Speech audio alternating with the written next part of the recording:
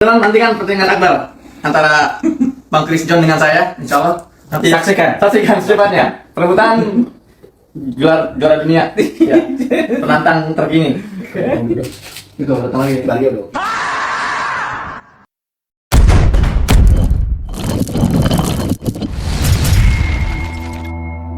Halo kaum intelektual sekalian, wah gila.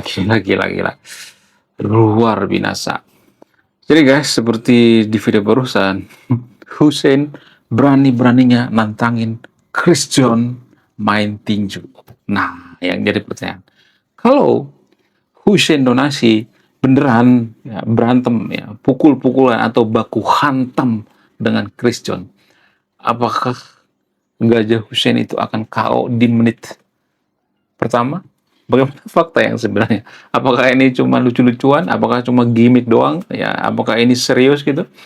Kemudian selain itu, baru-baru ini lagi viral di media sosial di mana ya ada dugaan Bang Chris John mualaf. Wow, luar biasa. Ya, gila. Jadi viral ya di media sosial bahwa Bang Christian ini diduga mualaf karena ya diduga dia mendaftarkan diri untuk umroh ya. Ini hanya diduga guys ya, jangan langsung ini dong ya, langsung mengglorifikasi gitu ya, sehingga warga Konoha itu ya menganggap bahwa Bang Christian ini mualaf gitu ya. Nah, kalau misalnya Bang Christian ini mualaf, apakah namanya juga akan tetap Christian?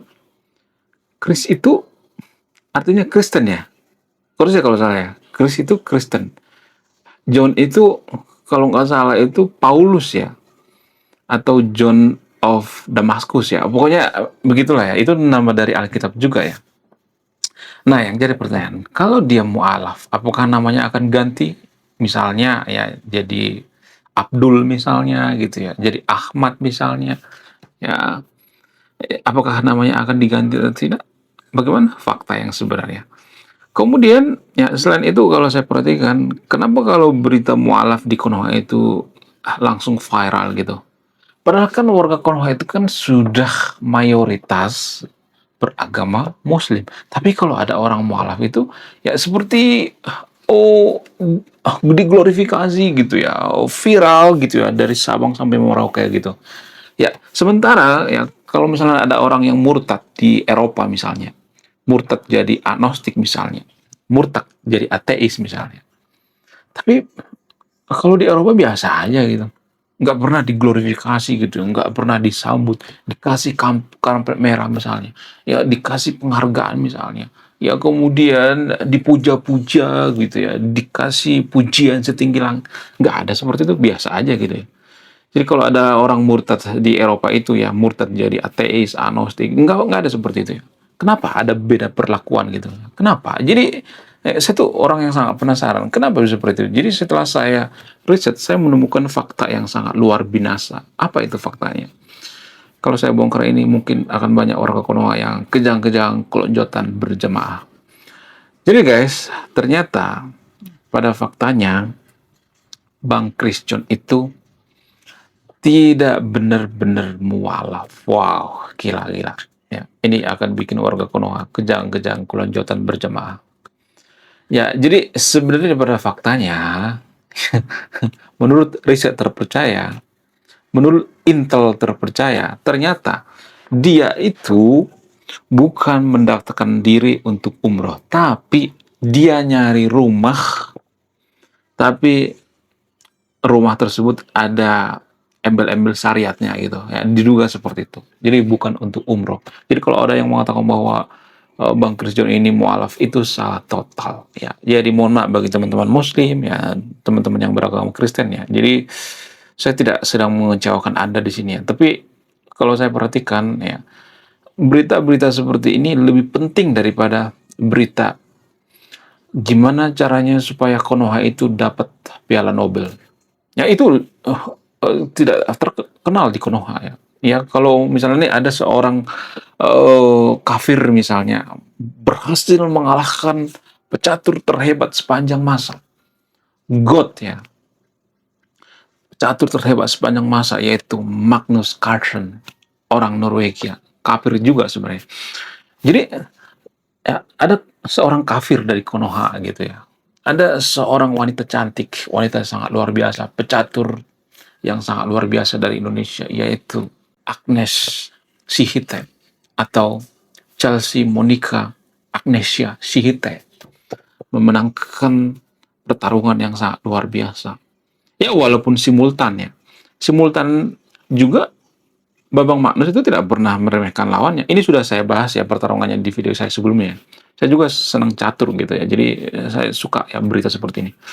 Jadi ternyata guys, ada orang Indonesia, orang Batak, beragama Kristen, yang memenangkan pertarungan di China, mengalahkan pecatur terbaik sepanjang masa, yaitu Magnus Carlsen.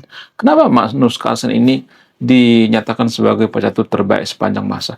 Karena dia pernah memenangkan juara dunia berturut-turut gitu ya. Lebih daripada hat-trick, berturut-turut gitu. Ya, bahkan dia sampai bosan gitu ya. Saya tidak melebih-lebihkan, itu pada faktanya guys. Bahkan dia sampai bosan juara dunia. Sehingga dia tidak mengikuti juara dunia catur gitu. Bahkan dia tutup mata coy. Ya, tutup mata. Dia bisa mengalahkan Grandmaster. Ya, sementara ada satu orang wanita dari Indonesia, bukan Grandmaster, pecatur biasa, tapi bisa mengalahkan pecatur terbaik sepanjang masa, Magnus Carlsen. Tapi ini kalah viral daripada berita ya diduga atau isu mualafnya Bang Christian. Jadi Christian itu viral bukan karena prestasi, tapi karena masalah agama. Wow, luar biasa. Jadi warga Konoha itu ya sangat sensitif dengan hal-hal seperti ini. Kita tuh lebih suka membahas hal yang berbau pribadi. Agama kan pribadi ya. Keyakinan itu kan pribadi ya. Definisi keyakinan itu kan kita menganggap bahwa suatu hal itu benar walaupun tidak terbukti secara langsung dan secara ilmiah. Itu artinya keyakinan atau agama itu adalah masalah pribadi, bukan masalah publik.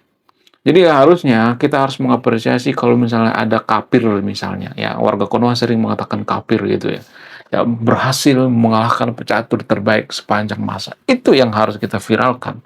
Ya saya tuh udah bikin di postingan ya, tapi ya saya baca komentar itu ya banyak tuh yang nyinyir gitu ya. Ah gitu doang, gitu doang gimana? Magnus Carlsen itu tutup mata guys, tutup mata. Ya dikasih ini solasi warna hitam nggak kelihatan apa-apa. Dia bisa memenangkan ya Grandmaster coy. Ya ini nggak bohong. Ya dia bisa mengalahkan Grandmaster. Ya dia pernah mengalahkan Hikaru Nakamura. Hikaru Nakamura itu pecatur nomor 2 terbaik sepanjang masa sekarang ini. Tapi dia bisa mengalahkan itu. Tapi permasalahannya ya ada seorang pecatur biasa dari Konoha ya bisa mengalahkan pecatur terbaik sepanjang masa, Magnus Carlsen. Kalah viral coy. Ya, karena viral dengan gimmick-gimmick seperti ini ya. Jadi ini yang perlu saya kritisi ya bagi teman-teman yang nonton video ini ya, bagi kaum intelektual, kita harus fokus pada prestasi gitu ya.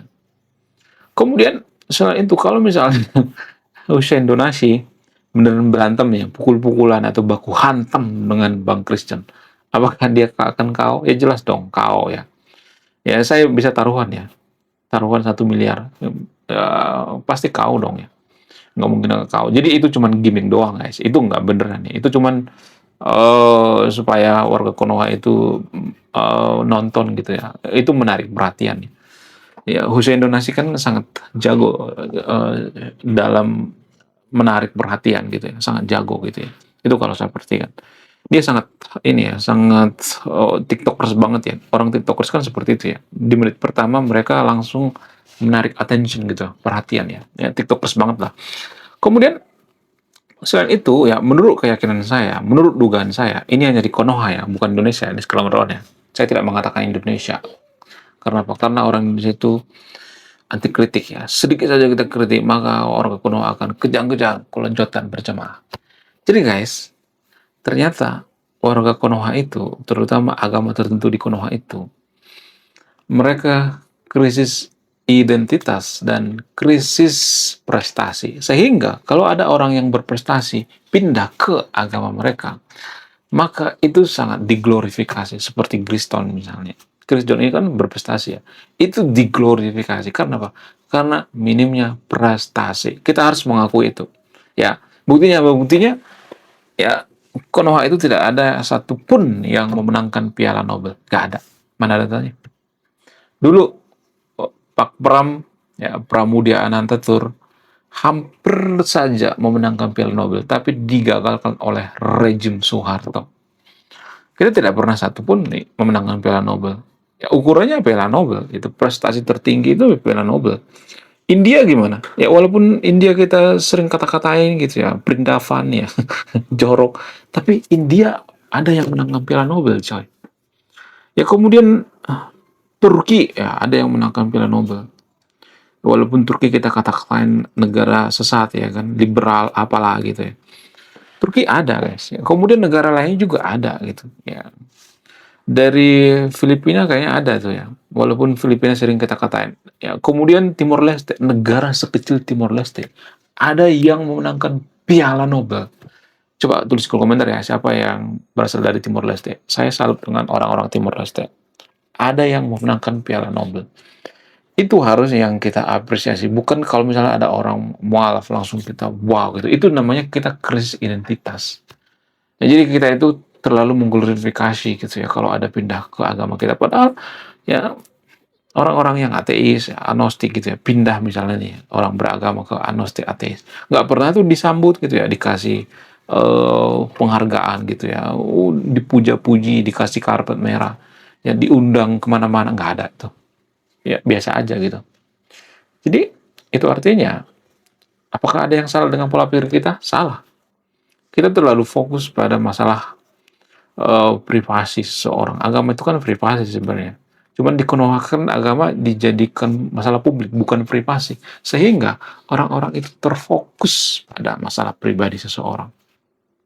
Harusnya kita fokus pada masalah publik. Gimana caranya masyarakat kita itu supaya buang sampah pada tempatnya, gimana supaya Konoha itu memenangkan Piala Nobel. Makanya saya tuh yang sekarang lagi berjuang gitu ya. Doain saya ya. Lagi berjuang untuk apa? Untuk meraih Piala Nobel. Supaya ada satu ya kafir dari Konoha memenangkan Piala Nobel. Mohon maaf bagi teman-teman Kristen ya. Saya tidak memojokkan agama tertentu di sini ya. Tapi saya tuh senang banget dipanggil Pak Kafir ya. Karena kafir itu banyak berprestasi guys. Memenangkan Piala Nobel ya. Pemenang Piala Nobel terbanyak sepanjang masa itu ya kafir. Orang-orang Amerika kan kafir. Kebanyakan di Amerika. Jadi guys ya, jangan terlalu glorifikasi gitu ya. Kalau ada orang pindah agama, biasa aja gitu ya. Jangan terlalu apa gitu ya.